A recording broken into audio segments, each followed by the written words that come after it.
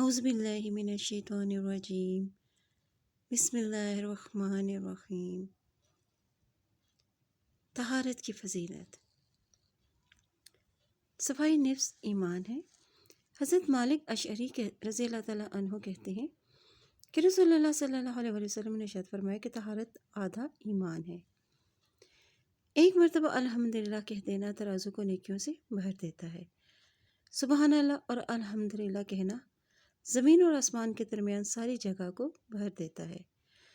نماز دنیا اور آخرت میں چہرے کا نور ہے، صبر روشنی ہے، اور قرآن مجید قیامت کے روز تیرے حق میں یا تیرے خلاف گواہی دے گا۔ ہر آدمی صبح اٹھتا ہے تو اس کی جان گروی ہوتی ہے، جسے یا تو وہ نیکی کر کے آزاد کرا لیتا ہے یا گناہ کر کے اسے ہلاک کر لیتا ہے۔ اسے مسلم نے روایت کیا ہے۔ اسی طرح وضو یعنی طہارت کرنے سے بھی ہاتھ اور پاؤں کے تمام صغیرہ گناہ معاف ہو جاتے ہیں۔ طہارت کے بغیر نماز نہیں ہوتی۔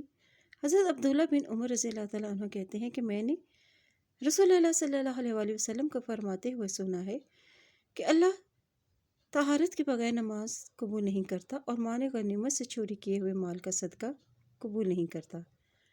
اسے مسلم نے روایت کیا ہے۔